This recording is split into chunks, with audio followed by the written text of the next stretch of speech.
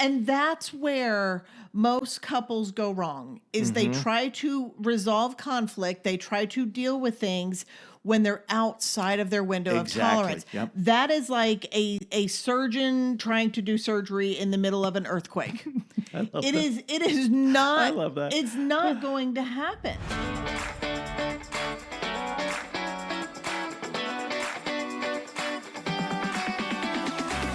So do you want to know one thing that's really helped keep our marriage on track? In fact, I always say, Yes. I want to say, I want to know. Tell me. I'd be very interested. Yeah. Not only, well, I mean, I would like to say it's kind of helped keep us on track, but certainly it helped turn things around. And if you're married, it made things make sense. Yeah, that's I think it. that is the terminology. If you have conflicts or choose to try to avoid conflicts, this will help make that make sense and help you be able to step into these things more effectively and be able to resolve that. Yeah. And what we're talking about is the window of tolerance. And so one thing to know about that is there is a window of tolerance. And it's basically, I think a point in here too is why you shut down or why you blow up or why you respond the way that you do. Right. Because it's a lot of people will think, oh, well, you're just being difficult or you're or you don't care or stuff like that. It's not that. It's neuroscience. There's a reason you're doing what you're doing, and it's an honest reason. I'm not saying that it's a healthy, God-centered neuroscience. Yeah. It's kind of an idea of how God created our brains to help protect us, to keep us safe. And that's the thing. We take a lot of what the beautiful design of God to help us survive, the things he created for survival, we will take those things and try to live by them in our everyday life. That's not how that part of our brain was designed to function, but it gets kind of hijacked by things. And when we don't have awareness, we keep functioning in this survival mode. Yeah. But we're not needing to survive. Right. It's that part of the brain doesn't know the difference between a snake and a spouse. Yeah. And if you constantly live like your spouse is a snake, then you're going to have a lot of problems. Right. You're going to have a lot of issues if that's how you're living life as Right. well, as you're constantly looking for that threat. And one of the problems with relationships is we start to have these dynamics, these interactions that feel threatening. And then so then we start to live on higher alert, looking for it. Yeah. And we're not even aware half the time that I feel threatened. And that's what this episode's going to do is take you a little bit deeper into that, because what we want is for you to see things for what they really are. Yeah. I mean, that is a big thing we are Absolutely. about, is like, let's get to the root of things, because if you pull the root, it's not going to grow anymore. Yeah. And instead, we want to like clip it down and have all these techniques and things to do. And what can I do? Because we feel better when you give us something to do. Right. And we're just like snipping away until we get down to the root. No, we're like, let's get in there. Let's yank that bad boy out. Yeah. That's kind of what we're talking about. I love that analogy, because usually how we live is we live that instead of trying to pull the weed out, so to speak, kind of get to the root and rip it out, we just want to throw a box over it because it's bothering us right now. I don't want to deal with it. It's causing issue. Let's just cover it up. Well, at 55, I'm thinking about the weeds we'll have in our garden. I'm like, it hurts my back to get down there. And I will sometimes pull them out, and I just get the head off, and I'm like, well, I'll get that next week when it comes back. Because it's a threat to keep and it's going after it. difficult to pull the weeds, but you really have to get in there. And I don't know if anybody listening has ever planted mint. That is a nightmare. We thought, this is total side story here. I hate lizards. Like, I hate them. I was like tormented by neighborhood boys growing up in Florida with them. I just do not like them. So I heard lizards don't like mint. So we planted in this little garden area some mint. Oh my word. It was like growing under the cement and into our yard. It is so invasive. Oh, yeah. And so pulling that up, if you do not get it by the the very end of that root, that thing is going to grow back. Yeah. And sometimes some of this stuff, it's not as easy as just pulling the one root. Sometimes you think you got it, but you didn't. And so some of this, it took us a while. I bet we could find some mint out there still. Yeah. To get it, we had to keep going back after it. Sure. And so Yeah. even today's topic, like we're not talking about something that is this quick fix. No. But we're talking about something because when we knew that mint was so invasive, we knew to keep going back. We knew to keep going back to look for it because we had a mission now of when that pops up, we're going to get after it because we don't want it to keep continuing to invade. Right. Well, it didn't happen overnight. And it's Yes. that won't get fixed overnight. Right. And that's okay. It's one of those things that when it starts to pop back up, love that analogy, when it starts to pop, then, hey, let's address it. Yeah. Yeah. We might not know what's underneath the surface until it pops up. Yeah. Okay, now that we have the opportunity, let's take care of it. Right. And that's one of those problems, I think, is when it pops up in our relationships, we don't like it because we don't like the way it makes us feel. We don't like that it's a threat. We'll talk more about what that means. And then, so we go back to the ways that we do it. Let's either try to cover it up or let's just rip the head off of Right. it and try Yeah. to quickly make it go away. Yeah, very rarely in the middle of conflict do we pause and go, you know what, let me think for a minute. What is the best way to resolve this? What is the best thing I can do to get my husband to understand me or to understand why I'm upset or what I need him? We don't Sure. do that. Yeah. It's you upset me and it's attack mode, it's withdrawal mode, it's all of that. Yeah, And so shut down, yeah, whatever. with that being said, like explain what the window of tolerance is. Sure, because we all have them. We all have this window, and if you're watching us, it's vertically. It's kind of up there in the middle section of the screen, right? Where we each of our windows are different sizes. Some are larger, some are smaller, but it's where we operate optimally. Yeah. That's where we have our higher thinking. We can think clearly there. We can feel emotions without being overwhelmed. And let me qualify That's this. a thing, by the way. That happens. Right? And we hear this so many times, and it's really it's a little frustrating. Well, I'm just trying to be logical, and they're being emotional. Okay, but that's not what we're talking about. You can be logical and emotional at the same time in our window of tolerance, in our logical brain, so to speak, because we don't have a logical brain. We have this brain that operates optimally, which means we're body, heart, mind, Yep. spirit, right? It works all together. We don't just separate this and go, okay, now I'm just going to be the logic part and emotion part over there. No, it all works together. And if we don't let it all work together, then we're disintegrating for ourselves. We're ripping ourselves apart, and it goes against God's order. It goes against the way that He structured this. So we have inside this window of tolerance, we have the optimal way of thinking clearly, of higher processes, prefrontal cortex, and to feel and process our emotions without being overwhelmed, right? And if we don't process the emotions, then you're not solving for the whole issue. Right. You're just solving for part of it. You're just ripping off part of it, the top, but not the weeds. You're just throwing something over top of it so you don't have to deal with it for a while, right? And this window of tolerance is also where we can engage each other constructively. This is where Yeah. we can actually resolve Which is issues. also a thing. That's a thing. That's a thing. Because we have these, if you think about it, we all have these thresholds. I talked about the windows are different sizes for different people. Because once you kind of get over that threshold, then it's all fight, flight, or freeze.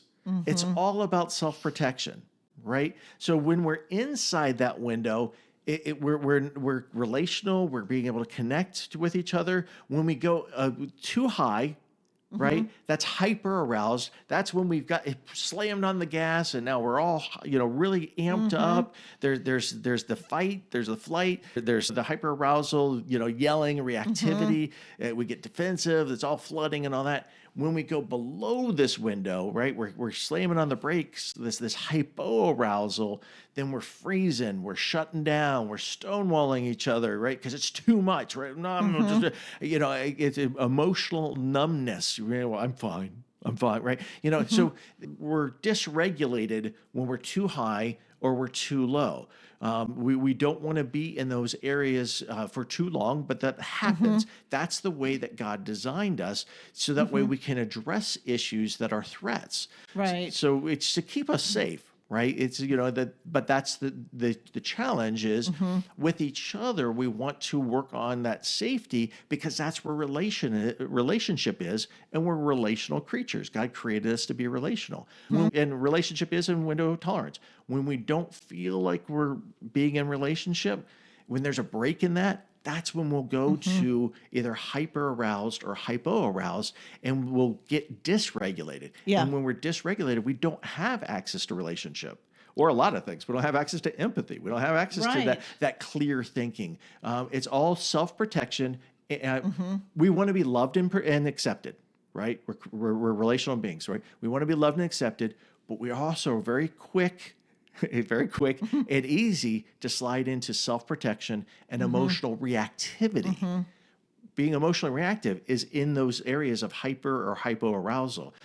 Inside the window, that's when we can actually have a real productive conversation where we can connect with each other. The knitting of souls can actually happen. Yeah. And for us, how this affected us is when we would have conflict or something difficult, and it could even be a challenging season or anything. I am so much more prone, and I would say your natural window of tolerance is bigger than mine. I think it's fair to say, but at the very least, mine is louder when I'm outside of it. And so that may make it a little confusing there. Yeah, we call it passion. So when we have conflict, what will happen to me is I will go above and I will get in that hyper arousal phase. And so that's when it would be easy, especially early on in our marriage. I would yell, I would fight, and I would be all in. Yeah, you'd go to fight. Yes. And then when it would get so much, then I'm like, I can't handle it. And then I would immediately shut down, and I would just silent treatment, shut you out, Steel doors are closed. Yes. And so that's what I would do. And so you share your. Oh, yep. And that's another thing too. Just because you're more passionate, right? Just because it's louder doesn't mean it's more dysregulated. Yes, that's so true. It just looks differently. So I would go hypo-aroused. Yeah, you would have hidden dysregulation. Oh, yeah. So you're freaking out would freak me out. But I would be, hypo-aroused. I'd be more freeze. Deer in the headlights, I'm processing, but I'm like, I'm going to say the wrong thing. And she's just going to get more upset. I'm right. So just how can I just hold still until the danger passes? Or I would then jump into hyperarousal where it's like, okay, franticness. Let's fix it. Like, right? Yeah. And so, trying to do things, but it's still not connecting. Right? It's still not showing that I care.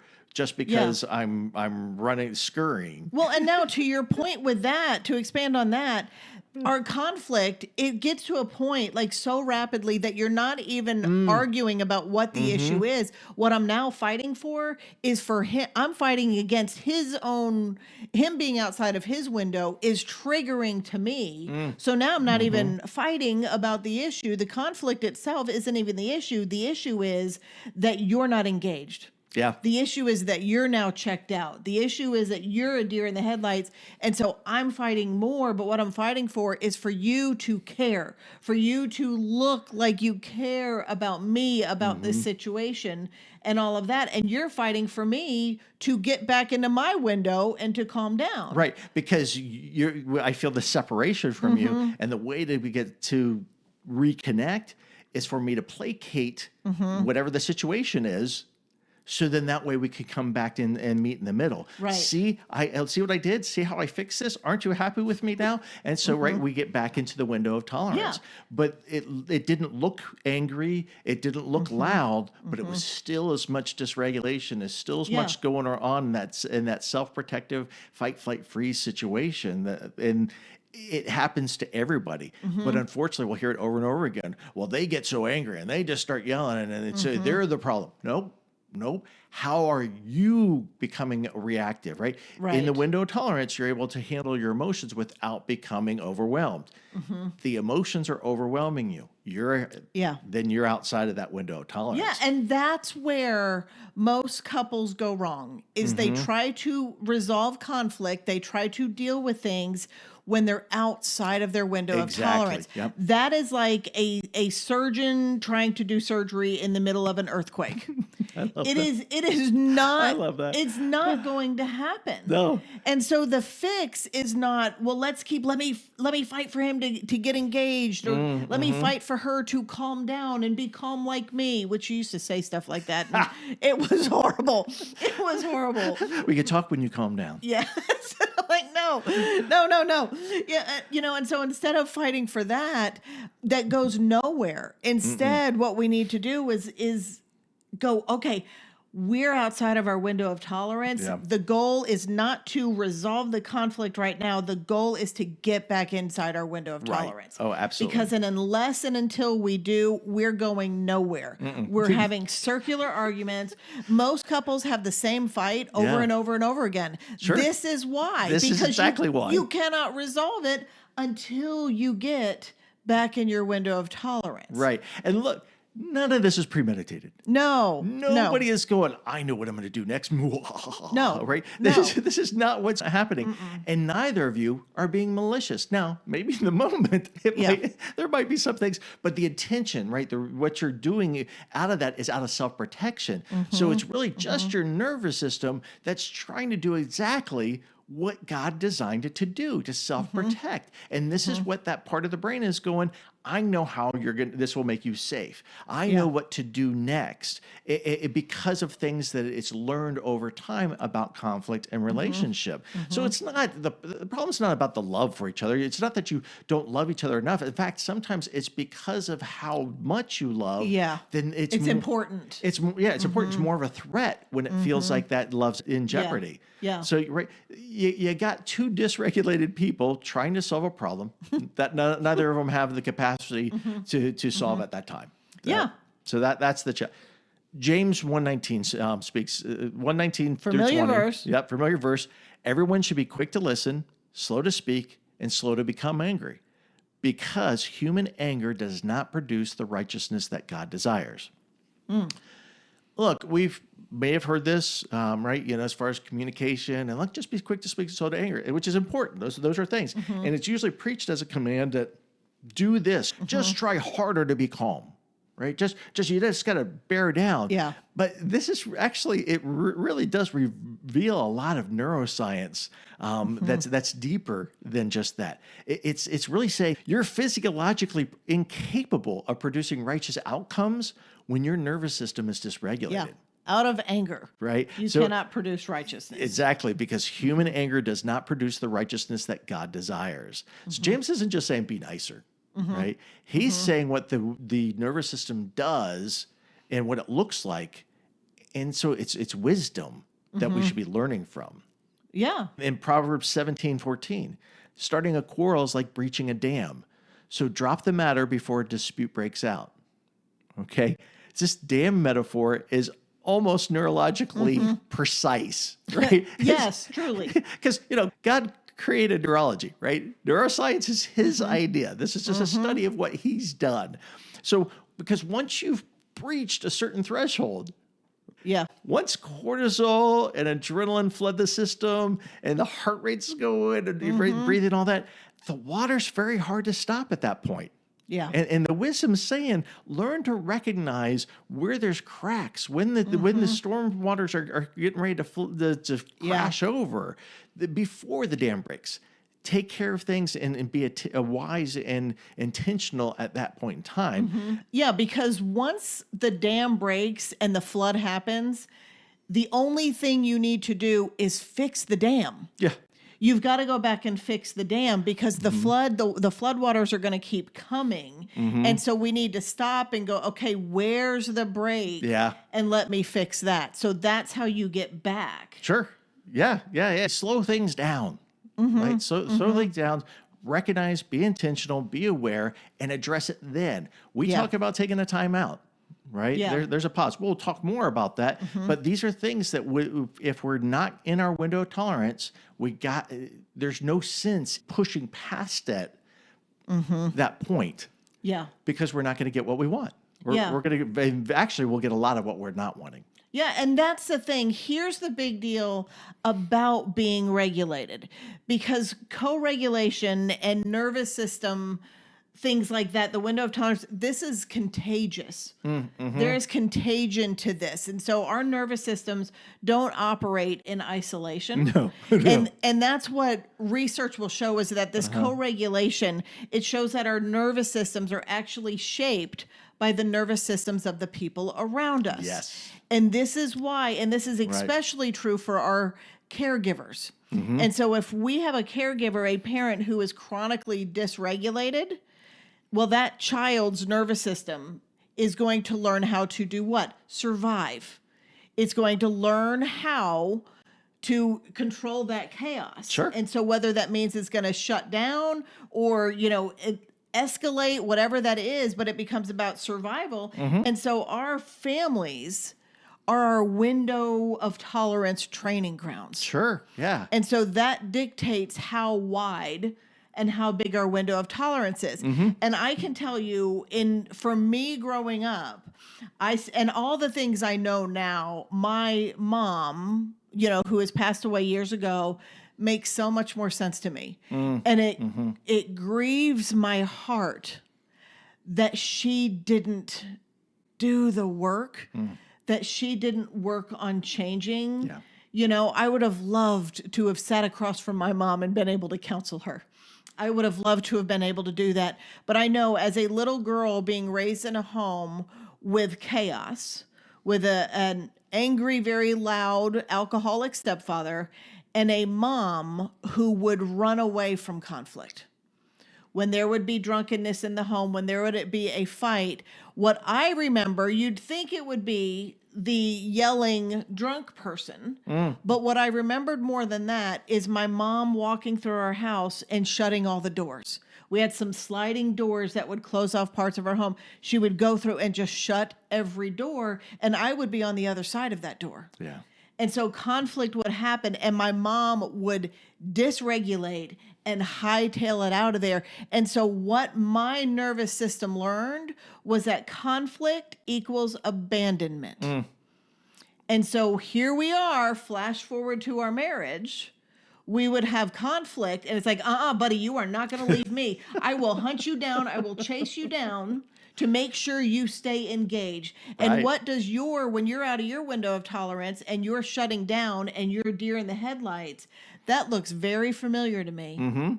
That is a whole different type of shutting a door in my face. Yeah. I might be there, but it doesn't look like I'm there. Yes. Doesn't look like I care. Yes, and so it narrowed my resources. And so when that happens, it narrowed my window.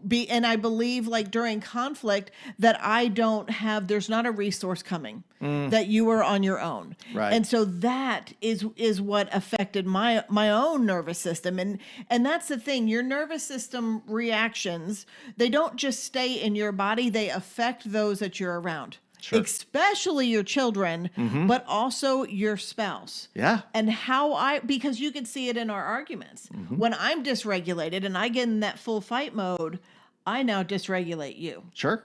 Oh, It's yeah. much harder for you to be regulated when you've got all this kind of dysregulation coming at you. Right. Oh, yeah. Absolutely. Look, Proverbs 22:6 says, train up a child in the way they should go.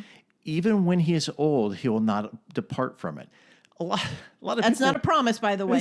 It's wisdom. That's a general rule. This is wisdom, right? And this train up a child, this is almost military terms. It's a repetition. It's muscle memory over and over and over again. So that way it becomes something that they don't even have to think about. Yeah. Right? Well, we don't think about this. We don't. It gets instilled into it. So these are the ways we learn how to navigate conflict in relationship, and they start from there. Now, do they stay there? No, they get added onto and affected by other things around there. But this is a real big start for a lot of us, because a lot of us had something in our past that we learned from it, right? So conflict looked a little different for me. Conflict meant more of things got loud. Right? That things got dysregulated. And so for me, it was really more of like, how can I please placate and try to help things come back Yeah. into Yeah, regulation. which like think about that for a minute. The brain design by a father who loves you so much equipped you as a young child and me as a young child to survive Yeah. situations like that. We were in situations that we really couldn't control. Yes. We're children, but we learned ways, Yes. patterns, styles, whatever you want to talk about it, techniques, Yeah. right? These strategies we learned early. How do we navigate this situation the most Yeah. effectively as we can? And that's a beautiful survival skill. But when it gets hijacked and when we have to do that so much, we turn it into a life skill. And so it doesn't just stay in situations of survival. We take it on as a way of life. And if we Yeah. don't recognize that my mother went to her grave with a very small window of tolerance. Her whole life, we watched her be this way. And it was so sad. And so if we don't recognize I've got some work to do. The Lord has got some work to do in Yeah, me I gotta because let I God- don't want to stay Yeah. this way. If we never see the problem, my mom never saw the problem. She just stayed stuck in survival mode her entire life. Yeah. Yeah. That yeah. will happen unless and until we go, all right, Lord, this has been revealed. We know this now. Help me dig up these roots. Yeah. Have your Help way. me see. I don't want to try to survive conflict with my husband. You love me.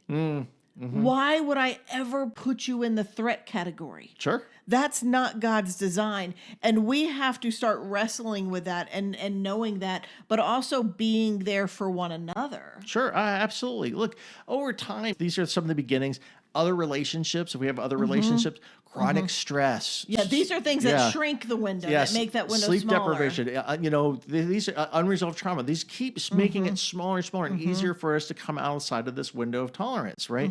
Also feeling contempt or dismissed or unheard by your spouse. Even HALT, HALT, Yeah. hunger, angry, lonely, tired, right? If we're having dealing we're not with going illness, we're not going to function optimally no, if any of those these are there. all put us more on edge, our nervous system more on edge, and our window of tolerance becomes smaller and smaller. It's easier to fall out of that. So this pattern of conflict that we talked about, it never resolves because our body pre-activates Yeah. before we even start to get into it. And we hear that from a lot of couples. I'm not even going to bring that up because I know what they're going to do. Yep.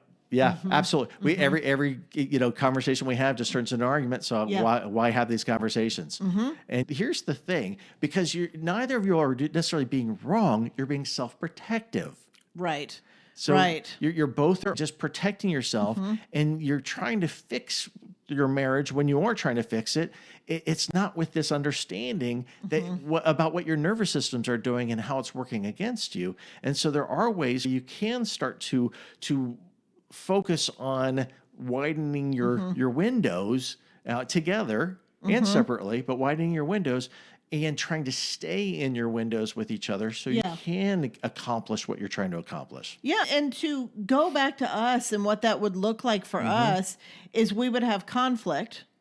I would get all angsty and more demonstrative and all of that because what I would believe is I'm abandoned in this. And that could be because you're not listening. Yeah. You didn't do the things you said you were going to do. And that means that you don't care about me. Yep. I'm struggling and you don't see that I'm struggling. And then that to you and conflict to you would be, she's mad and I'm loud. I'm bigger in that. And so now for you, it's, what do I need to do to please that? Yeah. What do I need to do to silence the beast? And we're stuck in that. And in Mitigate no the threat. way, and in any of that conversation, that back and forth we would do, none of it had anything to do with fixing the actual thing that is the problem. No, we're addressing symptoms. Yes. And then eventually what happened most of the time is, I think, one of two things, if I'm remembering correctly. One would be I would get so mad that I would shut down. Right. I would check out and it's like, forget it. And sometimes it would be days before I would reconnect with you, which was torture to him. Right. Or two, you would just give in and placate me and go, okay, I will go jump through all the hoops to make this better, to restore. But did the issue get resolved? Absolutely not. No. Absolutely not. Mitigated the threat at hand. The feelings were resolved, or not resolved, I guess. Yeah. The feelings were put down. Yeah. And we were back in the window of tolerance, but then didn't circle back to actually try to fix anything. Yeah, because that, even though you placated, even though I checked out, that did not restore safety in the relationship. And safety is like the number one way to thrive, to grow your window of tolerance. Consistent safety. Yes. In the relationship, right? Which is built over time. Yeah. It's built over time. You can't demand it in the moment. No. Right? Because when we're demanding something, then the other person just feels this demand. And so that's seen as a threat, right? So what we want to do is we want to try to respond versus react in the moment. When Jamie's anxiety is coming up, instead of me getting anxious because I see her anxiety and she's, and now, well, this is, and then so instead of me going, well, you just need to go, right? Yeah. For me going, hey, there's something going on with you. You're worked up. What's got you worked up? How can I consistently, not perfectly, try to show up as a resource and not get worked up myself? So then that way, I'm a resource. You can come to me. I'm here for you. You're not alone in this situation. Knowing that's probably part of it too. As I have to have some awareness, but also don't freak out because the other person's freaking out. Yeah. Somebody's got to keep their head in the moment, right? And I don't mean to interrupt you with this, but I think this is a great time to share this. This is something we teach often, is like the boat. The boat. Like I said before, his window of tolerance is naturally a little bigger than mine, or the things that trigger me or dysregulate me tend not to him. I'm probably your biggest dysregulator. Almost sounds like God planned that. Right, exactly. And if you think about it, if you are out to sea in a storm, and if you relate this to our window of tolerances into like boat sizes. You've got the canoe, the John boat, and then you've got what are the aircraft carriers? Yeah, sure. The giant things. To recognize, city on the sea. In general, back in our marriage, I've heard somebody say, like, well, mine's a pool noodle. I'm on a pool noodle. And so when the seas start to storm, when the waves get going, if I'm in a canoe or if I'm in a little John boat and he's on an aircraft carrier. Yeah, I don't know these things. That's all right. Aircraft carrier. You're doing great. You're on a roll. The last thing he would want to do is look at me drowning out there trying to survive this storm. Sure. While he's just smooth sailing up there, and he's going, what are you freaking out for? Yeah. That's dumb that you're freaking out. You need to calm down. What's wrong with you? Yeah, that's not helpful. And so learning, my wife has a canoe. Yeah. My wife has a John boat. How can I throw her a line and bring her how can I bring her on board with me? Yeah. We love this analogy because it's the same situation, but you all have different viewpoints. Yes, and different tolerance levels. Tolerances and different capabilities and capacities, right? So I have the most capacity since I'm on the aircraft carrier, right? And it's not bothering me. Well, then I kind of have the responsibility to bring the calm. Yeah. And instead of being annoyed that I'm flailing around on a canoe in a storm, seeing yourself as like, hey, I'm in a position to help my wife. Right. How can I bring the calm? How can I stop the seas and get her out of that? Sure. And this takes us back to the definition before, when we can feel emotions without becoming overwhelmed. If I'm becoming annoyed, if I'm becoming frustrated and all that, I'm dysregulated. Yeah.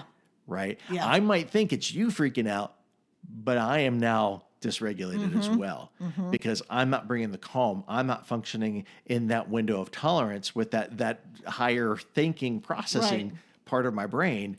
I'm all about mitigating the threat that you're now bringing to me. No. And that's part of the growing the window would be, part of seeing that in our spouse and knowing like, what, I have an opportunity to be a resource here, but also as the one flooded, the one in the canoe or whatever it is, to recognize the solution is not to keep fighting over this. The solution is to get regulated again. And so to recognize I am in a canoe in the ocean, the waves are crashing. I need to get regulated. Yeah. And so naming that, and it's like, I am feeling really flooded right now.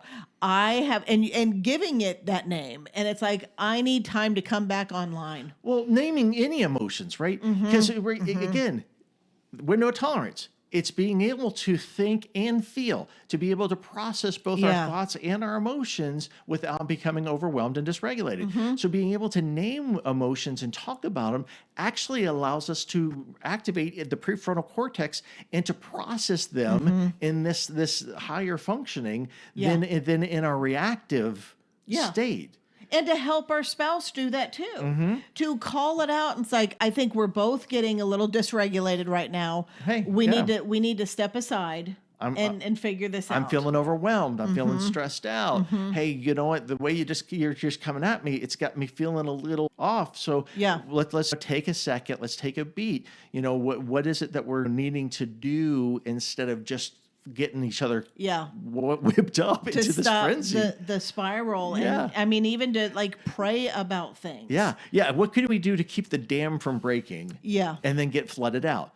Praying is a wonderful thing. It's not, it's not a last ditch effort, right? This is something we should probably be turning to almost immediately, especially with a lot of guys. A lot of guys will say, well, I don't know what to do. I feel helpless. I don't know what the right answer is. Or let's pray.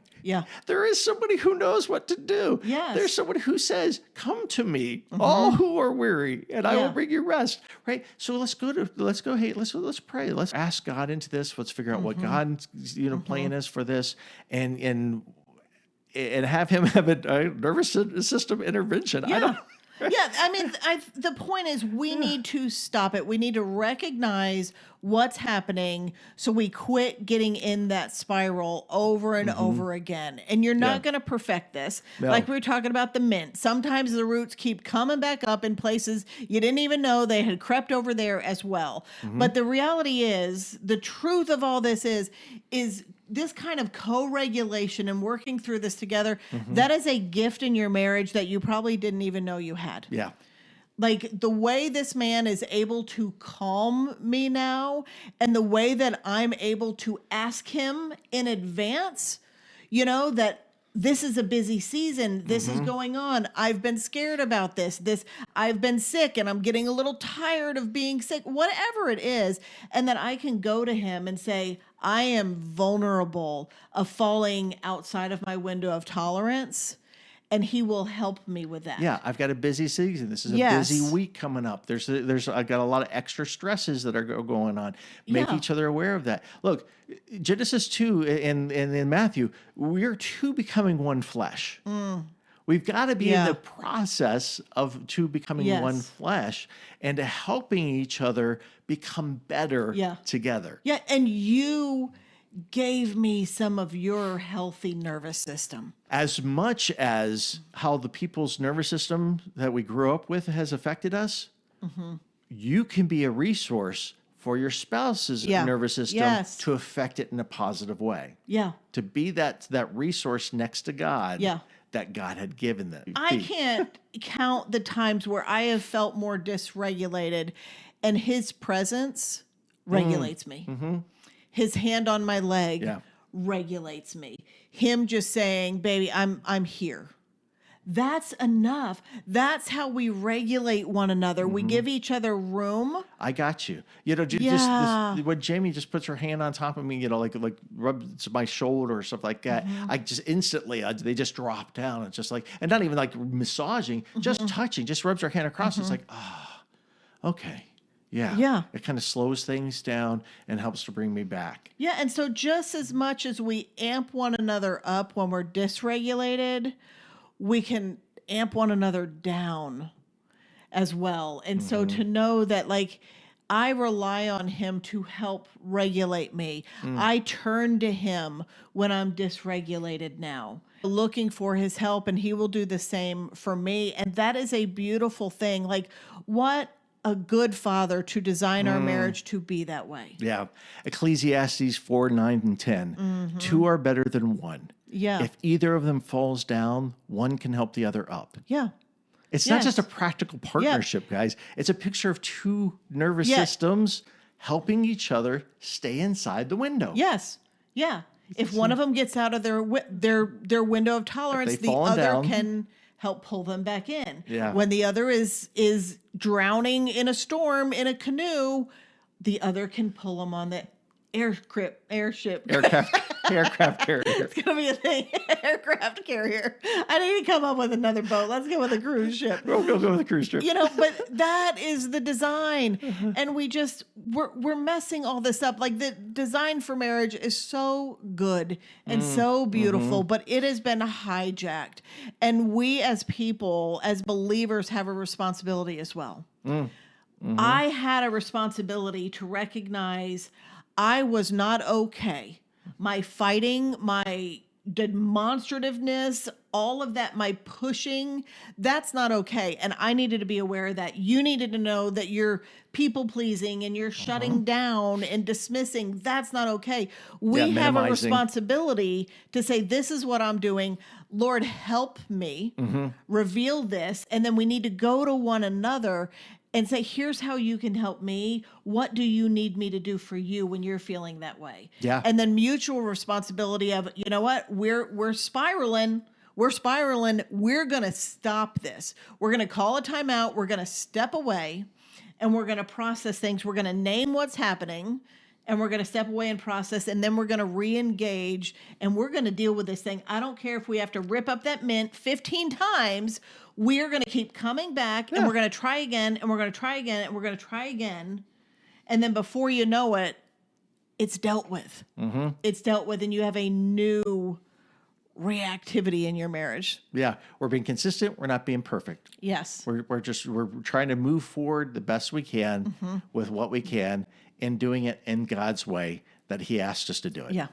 Right. Amen. I guess there's nothing more you need to do that. If you just follow what God's asked us to do with the heart of being in the vine and being connected to God. Yeah. And be willing to be clumsy about it. Yeah, absolutely. There's grace. Have grace. There's grace. Yeah. Give grace. All right. And speaking of grace, why don't we go and pray? All right. Father God, we are so grateful that you had designed marriage to be able to not just be a representation of you and a witness for you, but also to be a support system, to be a healing relationship that helps us to be able to be open to the healing that you can bring to us by being your hands and feet, by stepping into situations with your peace, the peace that's beyond understanding, Father, to be able to, as Philippians 4 talks about, that peace that guards our hearts and our mind, and to be that resource to one another because of our connection with you, because you loved us first, because you give us grace, and because you bring that peace that we're able to then share with one another to help pull each other back into that window of tolerance, to reassure and to support and to let each other know that we will love each other and that we'll not abandon each other. Father, that's when we can really be able to have that safety and be able to be all that you designed for our marriages to be, so that way we can be that representation of what your love can really do. And we just pray that you just use this and use us to be able to reach the world. And it's in Jesus' name we pray. Amen. Amen. So here are your takeaways. When you find yourself in this spiral, name it, recognize, develop a language together, agree on it. We're getting flooded. We're getting overwhelmed. I'm getting dysregulated. We need to come back. Whatever it is, there's no accusation in that. Hold me. Yeah. There's just, this is what's happening. We're not going to get anywhere. You call the timeout before the dam breaks. Before Before it breaks, because once it breaks, it's hard. And it's also a lot harder to fix a broken dam in the middle of a flooding than it is to preventatively watch out for them. And also be intentional to do things that fill your window, that increase it naturally. Have healthy conversations.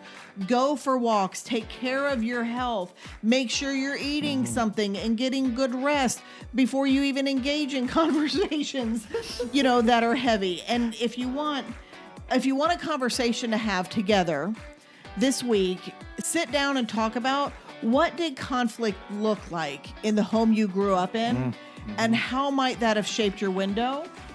And what does that look like in your marriage? Is that still around today? What was it? How did you see your parents handling conflict, and what did that teach you? So have conversations like this. Get to know one another, and remember that you are meant to be a resource for one another and to point one another back to the Lord. And that's what we hope and pray for you all the time. So this week, go do that.